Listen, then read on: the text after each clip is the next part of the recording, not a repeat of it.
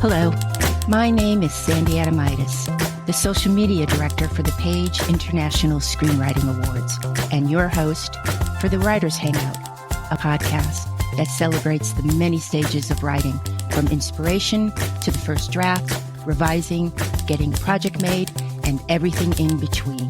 We'll talk to the best and the brightest in the entertainment industry and create a space where you can hang out, learn from the pros, and have fun.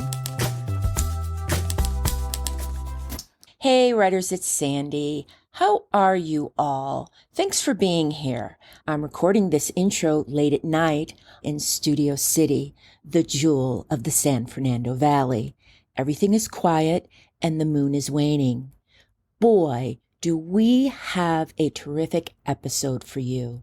Our guest is actor, musician, director, and screenwriter Thomas Dekker. Thomas is known for his role as John Connor in Terminator, the Sarah Connor Chronicles, and we'll see him next in the upcoming camp horror comedy Halloween Store. Thomas wrote and directed Jack Goes Home, starring Rory Culkin, which is available on Prime. Writers, you'll want to bookmark, save, relationship this episode, because Thomas leaves it all out on the field for you. Ready? Let's start the show. Thomas Dekker, thank you so much for joining us on the Writers Hangout. Thank you so much for having me. Thomas, the last time I saw you, you were a lanky young man. You were the lead on a network television show, Terminator, the Sarah Connor Chronicles.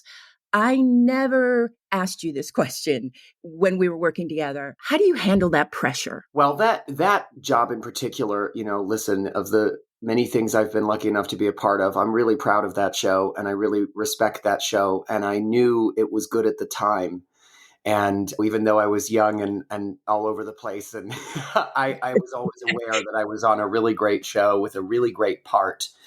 And so I just always focused on the work aspect of it and sort of put my head in the sand in terms of the sudden recognizability and shift that came to my personal life as a result of it. But honestly, nothing but gratitude and fond memories when I reflect on that job.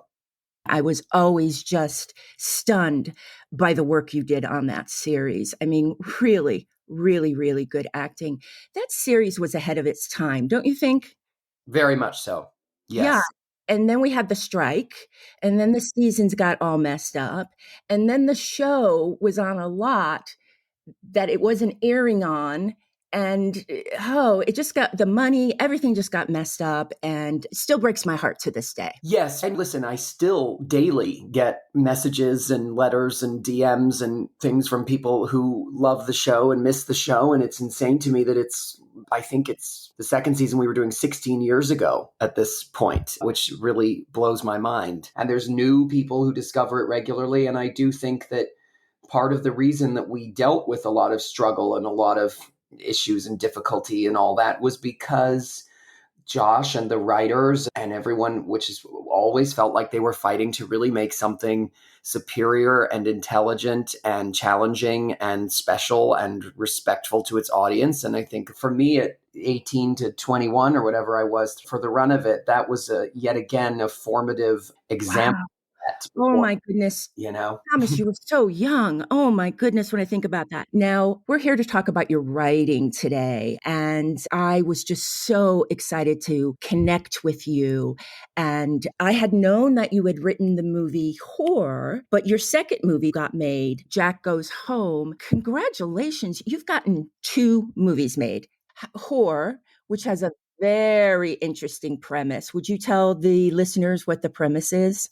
Yes, so Horror was actually being made when we were working together. And it was, from the outset, it was very much an experiment. It was always an experimental thing. And that definitely carried through into the conception and writing of it. But the premise is, it's a sort of abstract look at young prostitutes in Los Angeles, most of whom sort of hopefuls wanting to be actors, be famous, break into whatever this whole thing kind of means in culture. And it was the end of the 2000s. and the mania and madness surrounding celebrity and celebrity culture. Not that it's, improved necessarily, but it felt like it was at an all-time fever pitch at that time. And I think looking back on it, I'd really been inspired by things like Harmony Korine's Gummo that were very experimental and very tonally all over the place. And I think I kind of wanted to bring that from, instead of doing a kind of abstract middle American thing, to bring it here to Hollywood and wrap it in all the obsessions and dreams that are found here. And so there were general character arcs, but none of the actors really would receive the pages until the night before or the day of shooting. And we shot this thing for a year and a half, I think, on and off. And so much was written and shot that didn't end up being used. And I kind of knew that as I went. And the idea with the actors was just to, in a way, kind of not give them the time to really prep or to really delve into who they were playing or what was their backstory or how did they get here, and instead just keep them really present. And every character that was written was sort of a version of themselves or an extension of themselves, then being put into these scripted scenarios. So it was all very much about playing and figuring out as we went, which I knew, having no real powers that be or bosses or people to please, we could kind of do that. And that was a really thrilling process. And learned so much. It was very DIY. It was very just get all my friends together. And fortunately, at that time, I had access to so many brilliant young creative people in all areas of movie making. So yeah, that was a youthful experimental affair, I would say. Now, back in the 2000s, did you? You didn't have an iPhone. You can't just pick up an iPhone. I mean, you really started, even though you're so young, you still started back when social media and iPhones and access to equipment. I mean, at one time you had to go to film school to get your hands on a camera. Yeah. So you kind of are straddling both those worlds, which I think is a good thing. Yeah, I think, listen, I look back on that time and it does feel like an entirely different universe. And so much of the things that were so difficult or arduous or complex to mount and do at that time, now, there's an app on your phone that can do half of what we were having to do with big programs and computers. But horror in particular was part of the experiment, was to try and shoot on as many formats as possible. So we were shooting VHS, digital, 8mm, 16mm, and at that time digitizing everything and bringing it and I cut it myself into Final Cut. And so it was, again, a lot learned and a lot of experimentation, but it was a period where you're absolutely right. It was a very different thing. There weren't creators in every corner, everywhere you looked, and there wasn't content being made in that way. So when I look back on that movie, it was the most beautiful thing about it that I could never recreate, which is maybe part of just getting older and maybe part of the world changing, is that it was made for no purpose other than the love of making it and to see what we could discover. And of course, everything now has become so monetized. And so what's the result? What's it going to do for me? I look back on that as very fondly. It was a different time. Oh, that is so wonderful. Which leads us to Jack Goes Home. By the way, amazing cast. Jack Goes Home. Rory Culkin? Yeah. Natasha Lyonne? Yeah. I mean, so Natasha Lyonne, Nikki Reed, Britt Robertson, and most of the cast were people that I'd worked with and had either formed friendships with or good, respectful working relationships with. And so Britt Robertson, I kind of wrote the part for. But with Rory, for instance, I'd never met Rory. I'd never worked with Rory. I just really liked his work and really respected him. And he was my first choice. He was the first person we went to, and he said yes immediately. I mean, it really was kind of a dream scenario. Can you give us the elevator pitch? Yes. Jack Goes Home is a semi-autobiographical, rather dark psychological thriller. I would expect nothing less from you. You know me. But yes, Rory Culkin is a young man whose parents have been in a terrible car crash. His father has died in the crash. His mother has survived. And he goes back to his hometown to take care of his mother. And in the process of being there, discovers many cracks in his understanding of his childhood and his identity and the identity of his parents. And he's expecting his own first child with his fiance, who's across the world and at the time. And it's about his unraveling and his spiral.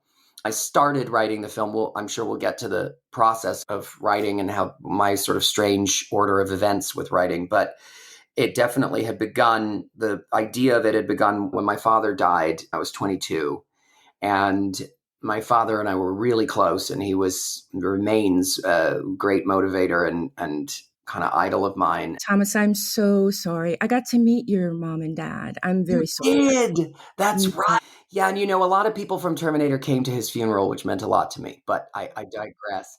The evolution of Jack Goes Home, though, was a project, I'm sure you've had this as well, or you've experienced this, where I'd been fully immersed in trying to get this other movie made for about a year and a half. And that was a totally different thing. It was a kind of very sober-minded romantic drama. And that had been going along and doing its thing, but it was just stuck in development land. And I just sort of out of desperation was like, I got to write something else. Like, I got to write something that just gives me a break from this. And with Jack Goes Home, I'd wanted to make something that was about someone my age dealing with the loss of a parent kind of early. And in my case, I had also discovered the extent and severity of sexual abuse I'd experienced as a child, and sort of found this out, not from anyone in my family, it was from a neighbor, but I sort of got the real meaty details on it as my father was dying. And so this kind of 1-2 punch was really what I wanted to explore, but I didn't want to do it. I didn't want to explore it in a kind of dreary, sad, victimized drama, because A, I couldn't think of who that would touch, and B, it just seemed a bit navel-gazy. But when I sort of hit on, I can turn the intensity of what I felt through this experience into a kind of horror and into a kind of Hitchcockian, strange, upsetting thing, that kind of got me going. And so after years of development, I finally just pivoted and wrote the draft of the script, and then it moved very quickly.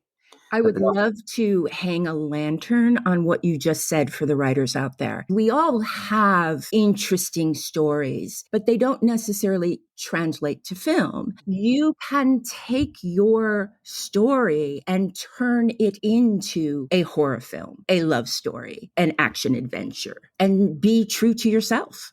Yes. We're going out here in different areas, but it's kind of what's exciting to talk about writing, is that you do have this freedom, like you said, to, I think for me personally, that question of, do you make things for an audience? It's such a strange question, because of course, I think we all do. The distinction isn't, do you make it for an audience or not? I think it's more so, how sincere and authentic are you going to stay to what you want to share? And how much are you going to kind of crumble under the fears and pressures of, this might alienate a few people, or this choice might, befuddle someone. It's the willingness and the courage to say, no, I'm going to continue on this path because this gives the strongest thing to the audience. To me, that's sort of how I've always looked at it. And to ask yourself, very much so going in, as I did with that, of like, even if you're making something obscure and personal, you should still, in my opinion, always ask, who is this for and how is it going to reach them? What is it going to do? Because I do really think that, and I use the term art, but I use it loosely, for it can also involve popcorn entertainment. I think it is there to reach others. Its purpose is to open eyes and pivot maybe points of view. And I think it really does have that power, and it's the necessity inherent to it. So I always try and ask that, even if I'm launching into the most seemingly obscure thing, I definitely try to think of how to translate it best. Were you happy with the movie? With Jack Goes Home? Yes, with Jack Goes Home. Yes and no. I hadn't watched it in years, and I just re-watched it. A writer friend of mine wanted to see it. And listen, there's so much of it I'm really proud of. And I was 26 when I made it. I've obviously grown exponentially since. And a lot of the growth I've encountered as a writer and as a filmmaker is because of lessons I learned in that movie. Let's explain, you directed the movie. I did, yes. I'd love to talk to you further about, I always tend to write from a directing perspective. Into it right now. I think that's fascinating. Okay. In recent years, I've actually been hired as a writer to sort of figure out someone else's vision, and they're not projects that I'm to direct. And that's been a whole re-education, because I've always come from, in my forming of scripts, very much from the filmmaker's perspective. So the camera language is woven in, the basic production design is woven in, everything is there, every choice, every decision. And obviously, when you are just the hired writer, you actually have to really focus on not including all that, because you don't want to step on the toes of the creatives that you're writing this for. So I had to, it was really fascinating. It was like I sent in my second or third draft or whatever it was, as here's the draft. And everyone really liked these scripts, but every time it was, can we do another pass where you remove this? And then it was pass where you remove this. And it was educational. In my teens, I educated myself as an editor. And I very much feel that editing, it's my editor brain is where I write from, where I shoot from, where I direct from. And obviously it's the last phase, but it informs in many ways everything before it, the rhythm of a scene and how I know I'm going to get out of one and into the other. It's a wild thing to have not even started writing a script, but I know how I want the sound mix to shift from this beat to this beat, And for the writers out there, you can learn this. You can't, like Thomas just said, maybe he overwrote direction. You can learn those things, even if you didn't instinctually know them at first. Now, what inspires your storytelling? I tend to get really excited about, it's less a narrative hook or a storyline that really gets me going. It's more a sense of a place and a feeling, it's what is the world of this story, or what is the world of this movie? And it tends to just kind of come about in regular daily life. I don't know if that's unique or if that's kind of general, but it's oftentimes just a minuscule moment, or a conversation, or a driving at night with a certain song on the radio, or, all these little things. I wonder if people realize that those moments exist and they're just missing them. And a creative person like you can tune into that.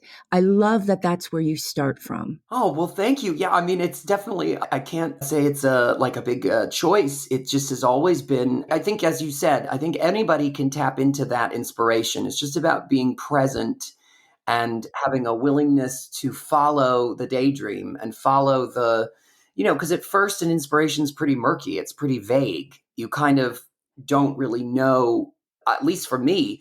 Sometimes I'll have written a whole script, and it's not until afterwards that I start realizing, yes, I knew what it was and what it was about and what it was saying on the surface when I wrote it. But it maybe sometimes is after the fact where I start peeling the onion of, oh, but this is really about this, and this is really about this. And it's not that I didn't know going in. It's just more of a subconscious inspiration. And, when that's happened, that's really beautiful too, because you start to realize the connectivity of everything, Yes. And that is a moment of joy when writing. Yes. What makes a screenplay successful?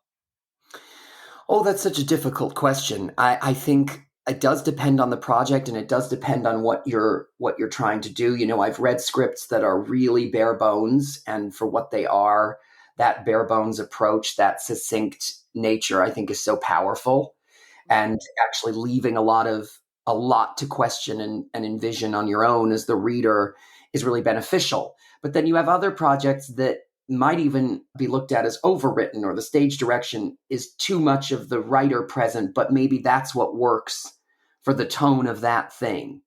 And so in terms of pitching, again, I try to always come back to really, what is this thing's purpose? And like I said, I think you can really ask that even in something very unique or very personal or very on the sidelines of interest. And as long as you can really tangibly tap into wow, this is how this could reach this potential viewer or reader, and it has validity, I always just try and approach it from that. This is kind of the purpose of the thing. And then it's the sense of place and how it's done and what it's evoking. And when I've pitched TV shows, obviously the longevity of the plot. And I had a show a few years ago that kind of made it all the way to the top at Showtime and a couple other places. And that was that was really my first foray into long form storytelling.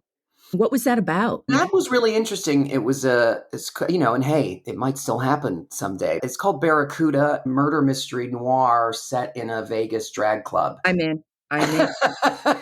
Yeah, so it's kind of a strange mishmash of like visually, it's almost kind of like Showgirls, the 90s movie, but in tone, it's quite serious and quite dark. And it was fun because I really wanted to make that show a 30-minute drama, which is rare. But I liked this format of kind of, rather than bloating story or extending things for the sake of it, finding a way to approach it how I would still approach a movie in terms of like trim the fat, cut the nonsense, just get to, which is very much at the forefront of my mind in everything I write, regardless of genre or whatever it is. Have you watched The Studio? So my husband actually is casting associate on The Studio. So yes, I know the show very well. They cut the fat in that show. You just go from heart-stopping moment to heart-stopping moment. I know. mean, they do such a good job of what you just said is your type of writing. The condensed. Yeah. And I think, when I was probably around the time I met you, one of my biggest sort of teachers, there's a handful of filmmakers that I consider each one being like my own little film school. And one of them was the Austrian filmmaker, Michael Haneke. And when he would speak about writing scripts, one of the quotes I always remember from him is he said, people ask me where the density of my film comes from. And it's that I come into the scene at the last possible moment and get out of the scene at the first possible moment. And there's never a hello or a how are you? And if you look at his stuff, it's true. I remember Don Johnson on Nash Bridges. I worked the last 2 seasons of Nash Bridges. Wow. Don Johnson, has a bad rap, probably deservedly so. He's done some crazy things, but man, you have a career in this business for 50, 60 years and give me a call later. He prohibited establishing shots. He was like, we're in the building. Do not show the outside of the building. Cut it, cut it, cut it. That's so wild you say that, because a friend of mine who I'm very fortunate, and I recommend if you are a writer, I have sort of my maybe 3 people who I take something to take their temperature on it. And they're all very different. But one of my friends who's been kind enough to read almost everything I've written, he's actually pointed that out before. He said, you don't ever write establishing shots. You don't ever kind of set up. And that's interesting because I hadn't realized I was doing that, but now you mention it. Yeah, you rarely hear that, but good for you, DJ Don Johnson. That's right. And by the way, I just want to tack on to that too. I think it's really important as a writer and as a filmmaker, at least just my opinion, is don't harass those around you and don't ask too much of people. But I thoroughly always recommend share your project with a myriad of people that are all very different. And even some that you think maybe this isn't for them, they won't like it, or they won't get it, or they won't, whatever. It's really useful to take a temperature from everyone, because the way, at least that I differentiate between useful notes and notes to ignore, because I think that's a really difficult thing as a writer to discern, is if you get the sense that someone's giving you a note because that's just how they would like it to be, like that's maybe not a note to take if it rubs up against you, if it rubs you the wrong way. But if it's a note where it is for the general improvement of what you're trying to do, if it gets what you're trying to say across clearer, even if maybe it goes against what you thought it should be, you should consider it. Because I know, and I do the same with reading film reviews. Every negative review of what I've made has been infinitely more useful than any positive review of what I've made. Because even if I vehemently disagree, even if I take the stance of, well, this person didn't understand what I was trying to do, okay, but that's not a dismissal of what they had to say, because you should investigate, well, how did this get so misconstrued? How did this get misunderstood? How did this get interpreted this way or that way? And what can I do in the future to mitigate that? And it's not about placating the reader or the critic or the audience. It's about getting to the absolute clearest you can on what you're trying to do and say. That is, oh, sorry, a plane is going. Could you hear that plane? That's my ride. It's here. Thomas, that is such great advice. Don't get depressed. Roll up your sleeves.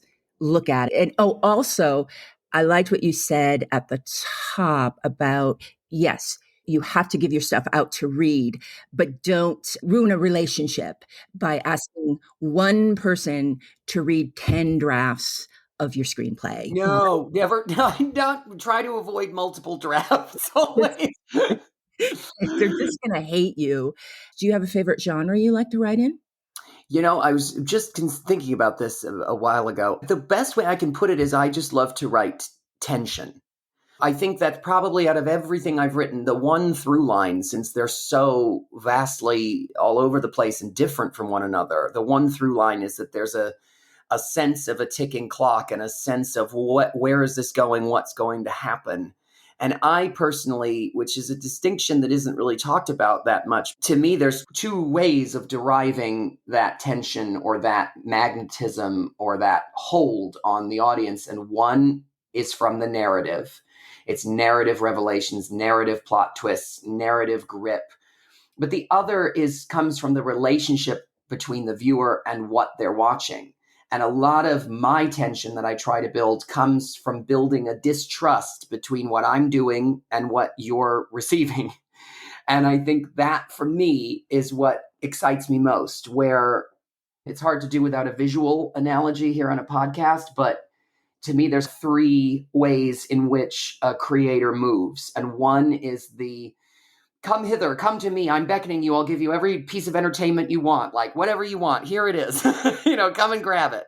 And then the other is the very pretentious, I make this for me, back off, go away, I don't really care about what you think, this is what it is. And then the third one, which is the one I like, is the sort of wink, wink, sneaky, no, come here. I'm going to show you something hopefully you've not seen before. I'm going to give you a series of feelings you hopefully haven't been through before, but I'm with you and it's out of respect for you that I'm going to take you on this ride. So let me take you on this this wild ride that you've hopefully not been on before. And so it is both bold and singular visioned, but it is again with the audience in mind. And I love when I watch something and I don't know where the director's taking me, or I don't know where the writer is going with this, but I'm fully engaged and pulled in. And to answer your question in this very long-winded way, I've never really been fully married to a genre, but I tend to write thriller, noir, horror, drama with suspenseful aspects. I'm not really a big comedy writer. I like black comedy and I like satire. I write a lot of satire into what I do. The script I just finished is a really interesting kind of two-hander between this sort of middle-aged, middle American nondescript woman and this 22-year-old massive actress, influencer star. And there's a lot of satire and a lot of black comedy in it, but it arises in the sort of observations of society and culture and the kind of oxymoronic nature of so much of what we consume and how we behave today. So, I like to find the humor in that rather than in situational or dialogue. Do you have writers who have influenced you?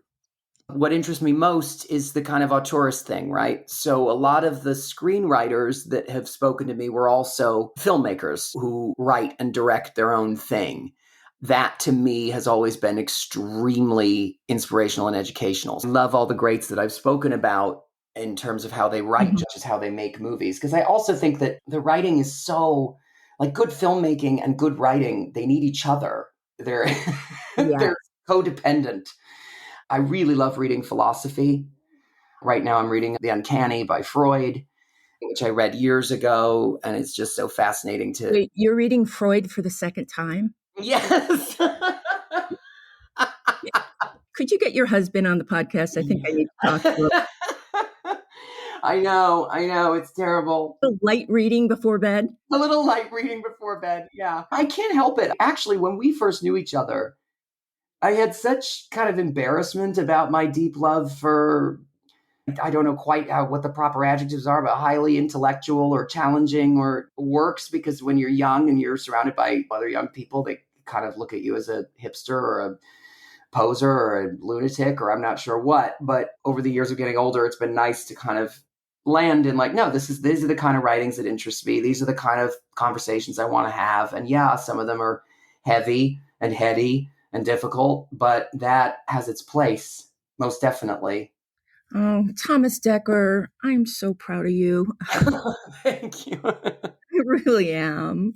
You're Very much appreciated. oh, It's very kind of you. good. Do you have a writing routine? What do you do? Yes, so I'll two answers to that. I'll try and keep it brief, but I do think it's for writers is an important thing to figure out. I tend to have the same approach in every script I've written, at least that is mine. Like I said, when I've been outsourced, it's been a different. I just have to approach this more as a professional and do the job at hand. But when it's my own script, I have an insanely long development stage, very long, years. This script that I just wrote is a good example. I spent 7 years developing it and wrote the first draft in 7 days. So I spend a really long time on each thing, getting to know the world, figuring out all the rules, figuring out everything that's going on. And then eventually it reaches a point where the outline can be written. And the outline for me is very extensive. It's a roadmap to the whole movie. Preach, preach, preach. I think it's really important, at least for me. I've never been able to just sit down in front of a writing program and be like, okay, I'm starting a script and we'll see where it goes. It just isn't possible for me. I've tried it and it just doesn't. I need the whole thing written before me in a way that I can then translate the script from. And so by the time I write the script, all I'm doing is finding the dialogue, finding the flow of conversation, and obviously the best way to translate what's going on through stage direction. But the movie or the show or whatever it is written in the outline. How were you with stage direction when you first started? Because you can literally sit there and go, how does a person open a door? You don't know how to describe it. You read it growing up because you were acting since you were a child, but I'm just curious, how were you with stage direction? I love that you asked that because it's actually, I think, the kind of the most challenging and my favorite thing to write is stage direction. And I think there are so many ways in which you can approach that. Like I have a friend who really inserts himself in many ways, the narrator voice of the writer in the stage directions. And there's something more conversational and approachable about it. For me personally, I like to carry over the brevity and succinct focus that I try to bring to the narrative and the dialogue and the characters. I also like to apply that to the stage direction. And what I've learned over the years, and this is in general, was that, when I was younger, I would overwrite. It would be too much. And it's actually, I think, it's easy to do. You can write a lot of things that are sort of describing something, but it's harder and better, in my opinion, to sort of go, no, what's the cleanest, sharpest, tightest way I can say exactly what's happening versus many, many, many, many, many, many, many flowery ways to say sort of what's happening. And it's harder because you're having to tap into the meat of what it is rather than any of the bells and whistles. You asked me earlier what to me makes a great screenplay, and I'm a stickler for, is it well written? I'm sure you know better than anybody. So many major studio scripts I read will come my way and I'll look at it and just be like, regardless of what's happening in the script, just the technical ability and prowess of the quality of how it is written, spelled, punctuate, grammar, all of it. If that's lazy, which is so often the case, or I sort of, the script loses me. So, why should I apply myself to your writing if you haven't applied yourself in the delivery of it? So I know that that's maybe just my opinion. And it's maybe because my mother was an English teacher who was really tough on me and everything I ever wrote growing up about all that. But I do think it shows a level of respect to your reader and it shows a level of consciousness behind your choices. Writers out there, please go highlight that, print it out, put it above your desk. Thomas speaks the truth. I don't mean to over-answer or go on and on, but I do think that much like acting, I've always said, yes, of course, you can go to school, you can go to class, you can train, and all those things can educate you and give you the tools and everything else. But ultimately, whether you are able to tap into that part of yourself or not is kind of an instinctive thing and kind of a thing you're born with. And it's kind of just a part of who you are. And I think that tracks for writing as well. I don't think you necessarily have to have a massive degree from somewhere in writing to find your voice, to find your stamp, to figure out what matters to you and how and why you want to say it. I think maybe where the educational elements do come in is just in the strength of your actual manuscript. And again, I was very fortunate, having been an actor for 32 years and reading scripts since I could read.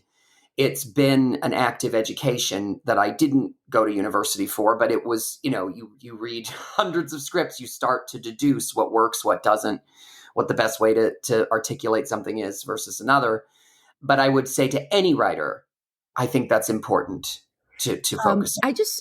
I was just thinking as you were talking, is it hard for you as an actor to maybe see a problem in a script, but it's not your job? You're hired as an actor and you go on set and you're hanging out with the writer. Is it hard for you not to go, hey, the second speech, do you think you could, do you ever like talk to a writer on set? And I have such respect for writers, and even if it's a script or a piece or a project, and I always think that filmmaking or TV making, all of it should be completely collaborative.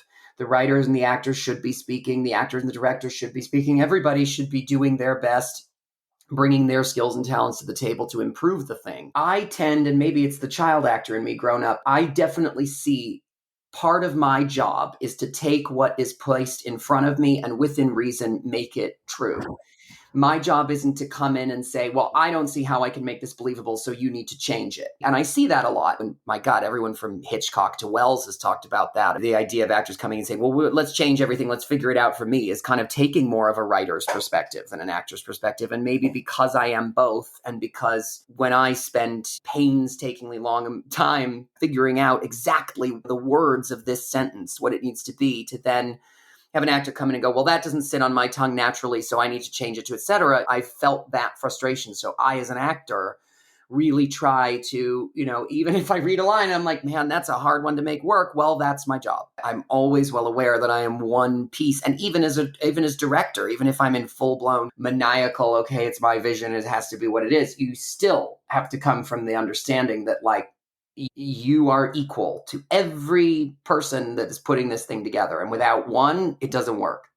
And that includes all the way down to craft service and set medic, right? So I think in all areas, if you can, including writing, it's best to remove the ego. It's best to, I will say, brief diversion. I wrote this film in 2020 that I've spent the last 5 years, literally every day, working toward getting made. It was 2 years of figuring out the script and then sort of got a whole team together and then replaced them with another. It's this long, arduous road. And the reason that, even though I've written so many things since and have so many other irons in the fire, it's the one. It is the one. It is the, I will die, if I have to, making this thing, was because it was the first thing I'd ever written and was a real game changer that, in terms of, it felt like it was something that was beamed into me, like I was an open radio signal and this thing came in, rather than it being, oh, this is my creation, this is my invention, this is a part of me in this. And because what that, as I know, as hippy dippy and far out as that may sound,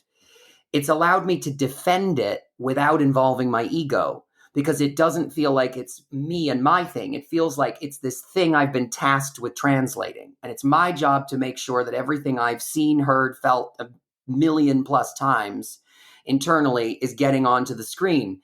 And so I've had options to make the movie, and I've said no because they weren't the right ones. And ultimately it wouldn't have been what the movie is. And so in general, if you can find ways to either organically have your ego stripped of your project and it becomes this thing that you're kind of protecting, or to consciously say, I'm going to ask for notes, I'm going to ask for critical remarks, I'm going to put this in vulnerable places for me, but that's okay because it's for the betterment of the thing and the betterment for me as a writer. And my self-worth isn't wrapped up in my rapidity, in my turnaround, in my praise I get. If you can really establish yourself on a sturdy ground like that, I think it really opens up the doors of what you can do and where you can go as a writer. And so I think that's really important especially for young people. So I think the self and the piece are kind of inextricable unless you're consciously, actively removing the you from what you're making. Thomas, thank you so much for sharing that with our listeners. How have you changed as a writer?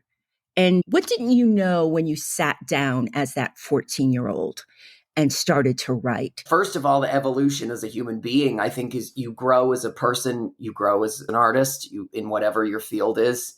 You, of course, the more you understand about yourself and life, the stronger and maturer and more direct your work becomes. So obviously there's been just the natural evolution of living. But at least for me, it really has been about finding discipline. And I don't mean discipline in terms of the act of writing. That's another thing we can talk about. But discipline in terms of, I think probably, I'll say this, the biggest game changer I've had over time is the increasing realization of how little time I have. And how I'm probably only really going to have a handful of things in my lifetime, certainly at least from a filmmaking perspective, that I will be able to leave as a legacy. And so you start pivoting away from all of it and start honing in on the it of what you want to do and say. And so I think when I started writing scripts at 14, there were parts of life I wanted to explore, characters I wanted to explore, I think in large part to learn and figure out and understand the real world and my life around me. And now it's sort of gone in the other direction where I understand my life and the world around me. And now I'm informing and filling my scripts with that knowledge, as opposed to using writing as a tool to discover kind of what's going on internally. I'm a very personal writer. It's different than if you're aspiring to be a television writer or something else. Everything I'm talking about is rather deep-rooted and psychological. Thomas, I think it fits perfectly, though, for this podcast and who our listeners are.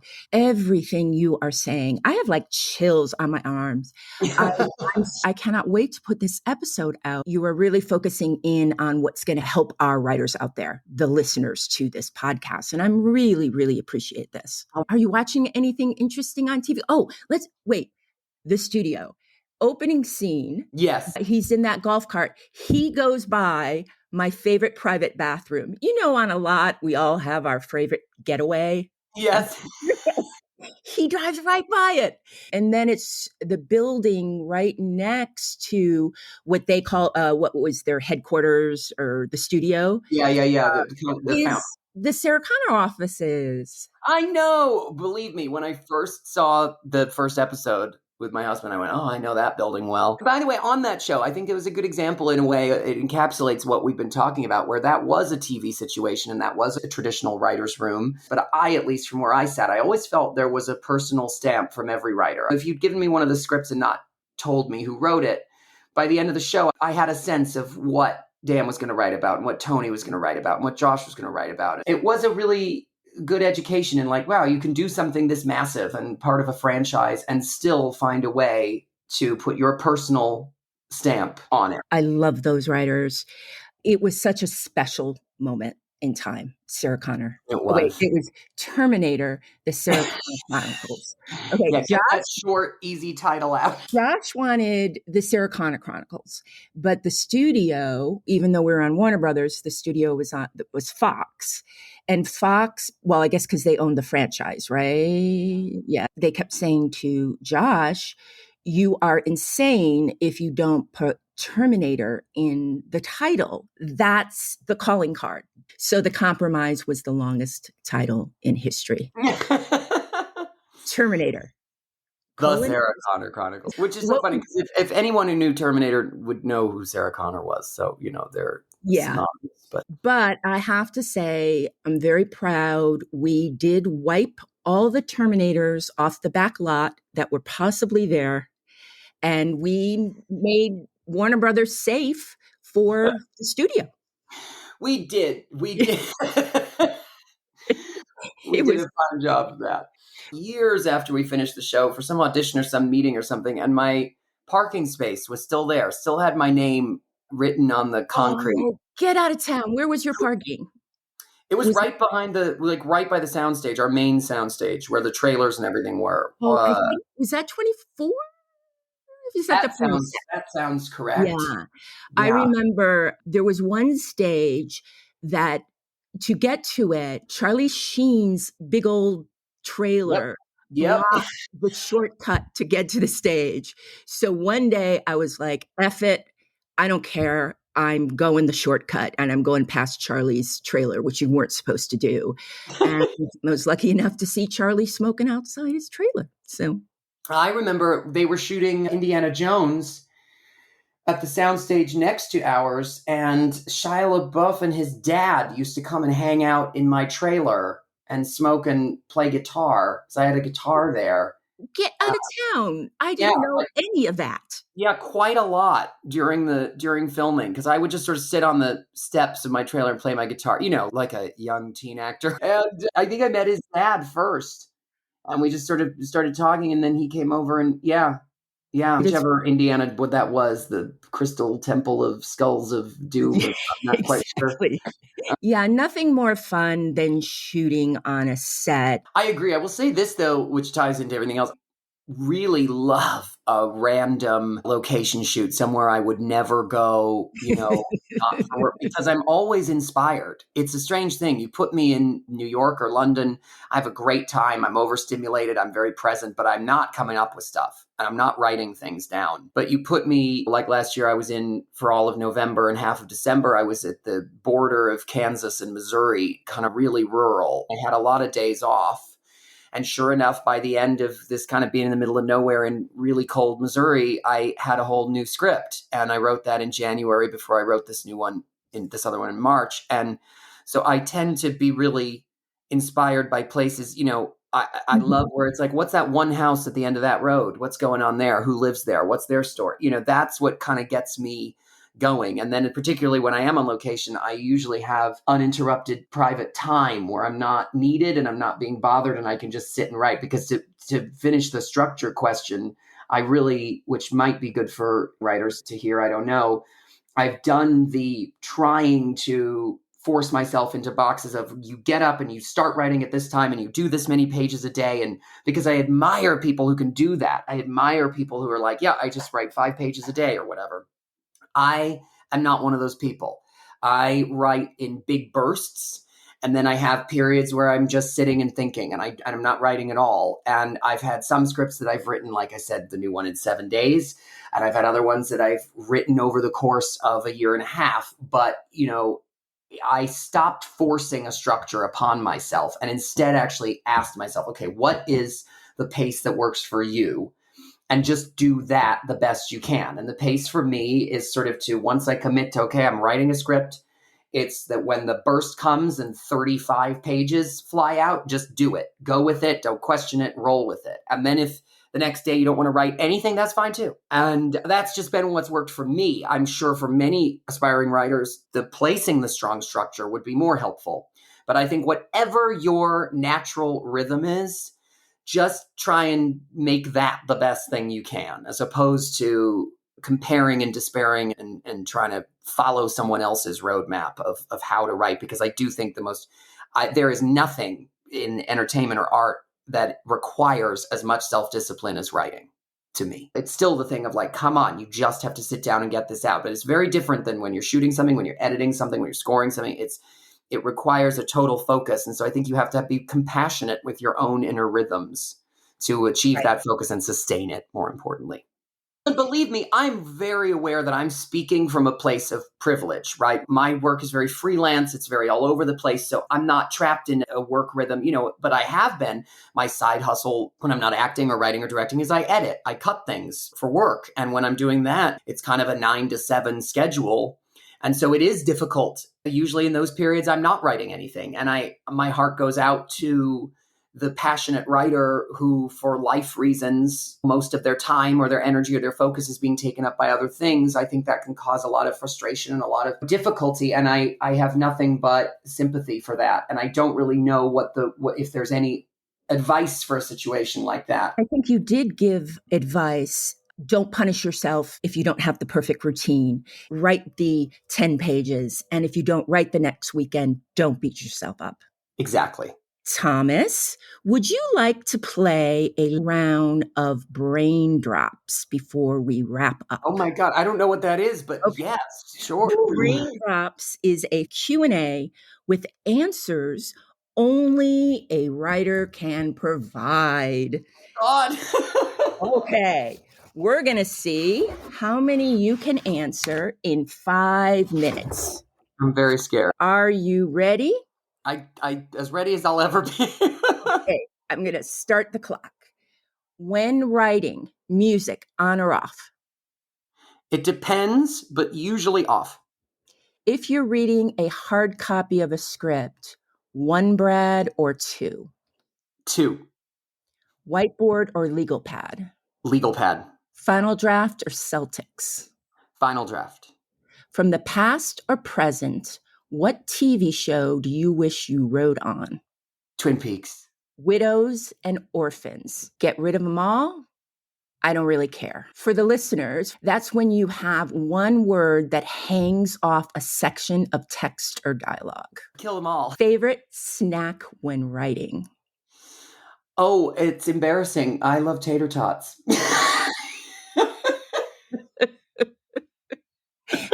Do you cook them, Thomas, or do you eat them frozen from the I do. I oven them. I throw a tray in, and then they're just there to pick at over time. Favorite snack at Crafty, which is craft services? Oh, I love those Welch's fruit snacks that every craft service has. Those are great. Do you come up with the title for your scripts at the beginning or at the end? At the beginning. Occasionally written with an untitled situation and then found it, but that's really only happened once or twice. And actually, in fact, the title is one of the things that kind of gives me the rest of it. Writing at home, PJs, sweats, or clothes? Sweats. Gated parking spot right next to the production office or $25K extra in the budget? Oh, $25K extra in the budget. Your parking space is already there at Warner Brothers. That's right. Yeah. Favorite time to write, day or night? Night. Who would you hire? A staff writer who never fails to write the perfect joke or line of dialogue, or a staff writer whose first draft needs a minimal rewrite? Oh, probably the second one. The first draft that needs a minimal rewrite. Yeah. Oh my gosh, you did this so fast. I didn't even have to play the alarm. Where's the alarm? You won. That was fun. I can't believe I unveiled my embarrassing tater tot habit. Do you have socials out there where maybe writers could reach out and ask you a question? Yes, my main one is Instagram, and that's just Thomas.Dekker. And obviously Instagram is an image-based thing, but I try to always include some extensive writing. And please hit me up, DM me, ask me anything. Thomas Dekker, thank you so much. Thank you so much for having me. It's been such a joy to talk to you, Sandy. And that's a wrap for the Writers Hangout. Thanks so much for listening. If you enjoyed the show, please take a moment to leave us a review on Apple Podcasts. Your positive feedback will help us keep the show going so we can continue bringing you more future episodes. Remember, keep writing. The world needs your stories. The Writers Hangout is sponsored by the Page International Screenwriting Awards with executive producer Kristin Overn, producer Sandy Adomaitis, and myself, Terry Sampson. And our music is composed by Ethan Stoller.